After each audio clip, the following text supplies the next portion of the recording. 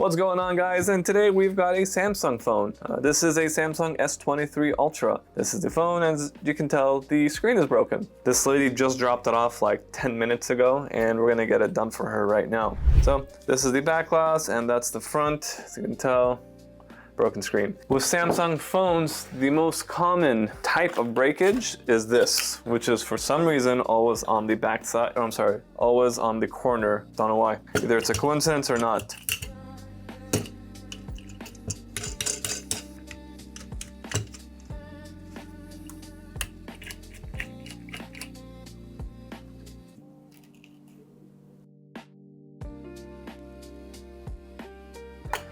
Okay.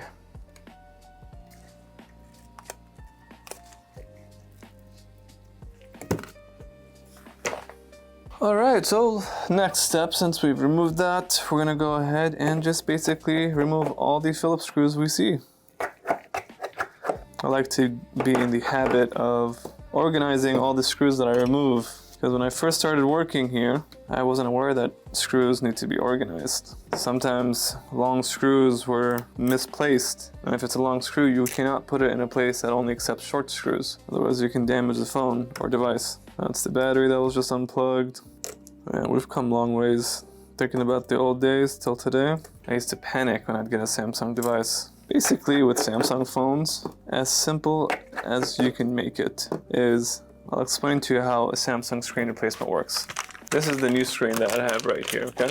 And I'm gonna explain to you how screen replacements work on Samsung devices. Essentially, both of them are screens. Both are frames, so they're not just the display, it comes with the frame itself. And you can call this frame the housing, right? One housing, and that's the second housing. Essentially, all we do is move all the components from one housing to the next. Once we're done, we seal it, and we're done. And that is how Samsung screen replacements work. So they're not that hard. It's just unplug, remove, transfer, and call it a day. But we get people that attempt to do them themselves, and unfortunately, they cause issues, damages. It's called technician pride, misplacing screws, as I mentioned earlier. A lot of issues can happen if you're inexperienced, and of course will cost you a lot more money. Just remove the motherboard.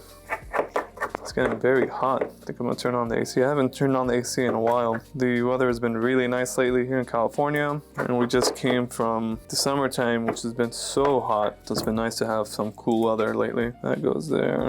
I'll keep those cables plugged in, and I'll just remove the charging port as a whole. This customer's gonna be delighted because she just dropped it off 25 minutes ago, give or take. Always want to remove the SIM tray whenever you're doing these repairs.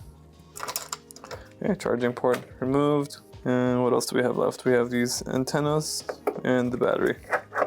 I'm gonna go ahead and put this on the heating plate. This will remove that antenna, this antenna, and soften the battery, oh, and the camera. Since this is a new screen, I'll put one of these mats with the new screen. Let's put in the main board, like that.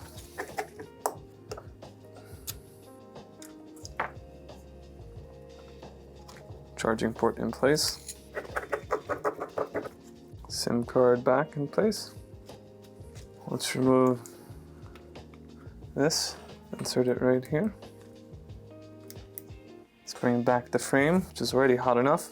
Should be able to remove this easily from one location to the next.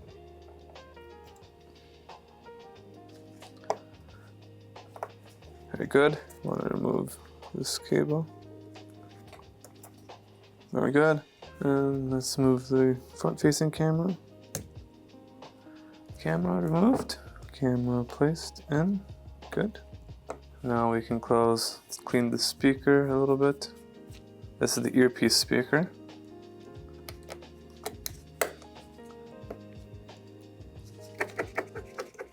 And now let's move the battery from the old frame to the new frame. Samsung, they've included these pull tabs, which I'm a big fan of. Look how nice that is. All you need to do is just pull, just like that. Comes right off. Mind you, it came off relatively easy because it was also hot. I did put it on the heat frame, on the heating mat.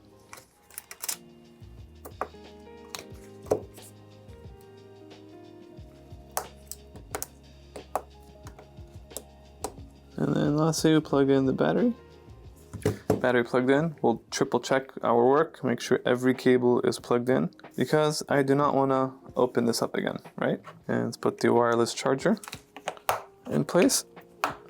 We have 2 more screws that hold down this antenna. Okay, so everything is in place. The last thing that we have is to insert the customer's back glass. Now before I seal it up, I do want to make sure it actually turns on. Perfect. Looks like it's turning on. I am gonna add some of our 3M adhesive seal. This will not make it water resistant. We already tell customers that their device will no longer be water resistant once we're done with the repair, but it should help. Telling customers your device will remain water resistant or just in general, that's a very risky move.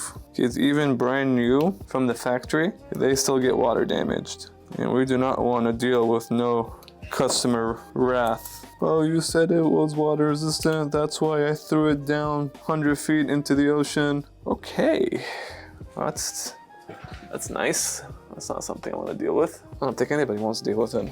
We made that mistake and told somebody their Apple Watch was water resistant one time after we completed the repair. Technically it was, but you know, I mean, something happened and I guess water was in it, so I guess it wasn't. Whew, we did not hear the end of it.